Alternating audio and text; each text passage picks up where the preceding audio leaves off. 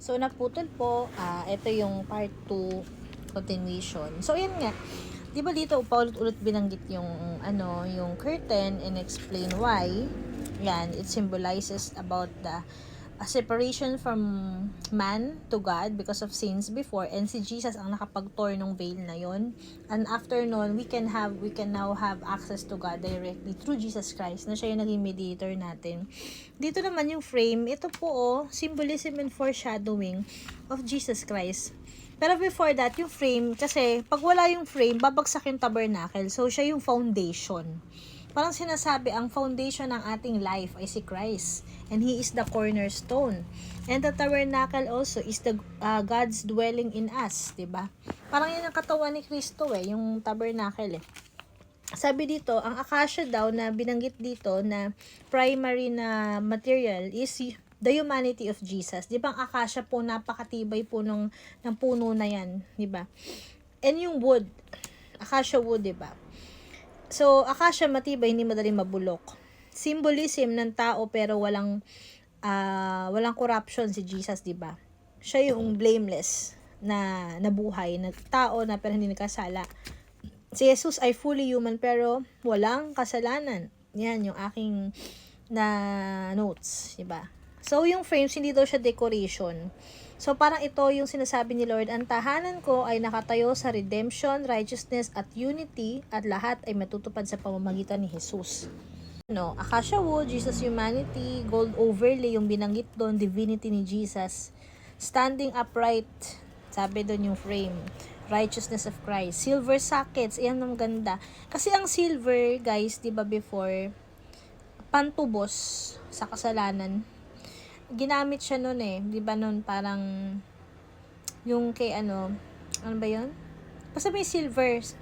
It's pertaining to basahin ko nga dito sa sa Exodus ata yun parang yung kailangan magbayad ng silver para daw matubos ganun. So, check natin yun, hindi ako sure So, yan, join together body of Christ. Kung walang frames, babagsak ang tabernacle. Kung wala si Jesus, wala tayong tatayuan sa harap ng Diyos.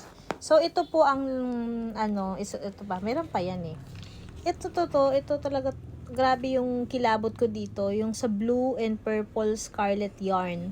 So, yan po. Sinearch ko siya and binasa ko mabuti. Foreshadowing na naman siya. So, yung blue yarn, ibig sabihin, blue symbolizes heaven. So, si Jesus, He came from heaven. Diba? He was sent from God. Then, yung purple is royalty, kingship, and authority. Di ba king siya? He came as king, pero nagkatawan tao lang. Jesus the King of Kings, di ba? And yung scarlet, which is red, what does it symbolize? Syempre, blood. Jesus' blood and sacrifice. Ipinapakita ang buong pagkatao ni Jesus. So, dito sa, na yan, yung blue na yan, tinan mo, He made the veil of blue and purple and scarlet. So, yun ang bumabalot sa veil, na yun yung ito-torn. Para bang dumating si Jesus to destroy the veil, which is the barrier between man and God. So, siya talaga yung naging daan. 'Di ba? Na ang Diyos, na ang tao ay makalapit sa Diyos. So, yan He made the veil of blue, purple, scarlet, and fine twined linen. Linen, Tapos yan din, He made a screen for the entrance of the tent of blue and purple and scarlet. For you to come to the tent, ano yung entrance? Para ka makalapit sa presensya ng Diyos, kailangan mo si Jesus. Siya yun blue, purple, and scarlet. It pertains everything about Jesus. It points to Jesus talaga lahat. So, nangilabot ako, naiyak nga ako kanina nung nabasa ko to. Kasi before, nung binabasa ko tong Bible, parang binabasa mo lang, wala lang, parang information lang, walang dating sa'yo. Meron palang mga ganitong mystery, may mga ganito palang mga revelations, at talagang kailangan mo lang talagang ipag-pray. Una sa lahat, magpe-pray ka muna bago ka magbasa. Na ipaunawa sa'yo, na i-reveal sa'yo yung mga dapat mong matutunan. Yung mga ganyang bagay na yung information na malalaman mo, lalo kang mamamangha kay God. Kasi noon pa lang pala, pinaplano na niya yung pagdating ni Jesus, 'di ba? Pinaplano na ni Father God yung yung pagdating ng Messiah. So, ayan.